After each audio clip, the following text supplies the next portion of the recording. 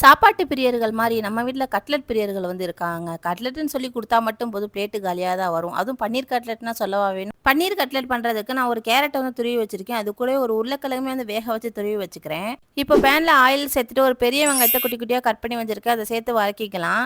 அது கூடவே ஒரு பச்சை மிளகா, 1 ஸ்பூன் இஞ்சி பூண்டு பேஸ்ட் சேர்த்து பச்சை வாசனை போற அளவு வதக்கிக்கலாம். இப்போ வந்து மஞ்சள் தூள், மிளகாய் தூள், கரம் மசாலா, 1/2 ஸ்பூன் சோம்பு தூள், அப்புறம் 1 ஸ்பூன் சாட் மசாலா சேர்த்துக்கிறேன். இல்லன்னா வந்து ஸ்கிப் பண்ணிக்கலாம்.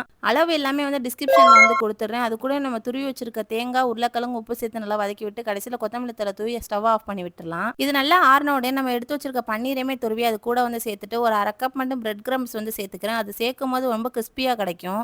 இப்ப எப்பயும் போல நம்மளுக்கு எந்த ஷேப் வேணுமோ அந்த ஷேப்ல வந்து புடிச்சு வச்சுக்கலாம். நான் வந்து கட்லட் ஷேப்ல தான் வந்து புடிச்சு வச்சிருக்கேன். இப்ப இத டிப் பண்றதுக்கு 1 ஸ்பூன் மைதா மாவு, 2 ஸ்பூன் கார்ன்ஃப்ளவர் மாவு சேர்த்து ரொம்ப கெட்டி இல்லாம கலந்து வச்சுக்கலாம். இப்ப எப்பயும் போல நம்ம வந்து கட்லட் வந்து மைதா மாவு கலவையில வந்து முக்கிட்டு பிரெட் கிரம்ஸ்ல வந்து நல்லா பெரட்டி கோட் பண்ணி வச்சுக்கலாம். இத வந்து ஃப்ரிட்ஜ்ல வைக்கணும்னு தேவையில்ல. ஆனா நான் வந்து ஒரு 10 நிமிஷம் வச்சிருந்தேன். அப்புறம் வந்து எண்ணெயில வந்து பொரிச்சு எடுத்தேன். டேஸ்ட் வந்து நிஜமாவே வேற லெவல்ல இருந்துச்சு. கண்டிப்பா ட்ரை பண்ணிட்டு எப்படி இருந்துச்சுன்னு மறக்காம வந்து கமெண்ட்ஸ்ல சொல்லுங்க. இந்த மாரி வீடியோக்கு நம்ம பேஜ் மறக்காம ஃபாலோ பண்ணிக்கோங்க. அவ்வளவுதான், நாளைக்கு வீடியோல பார்க்கலாம்.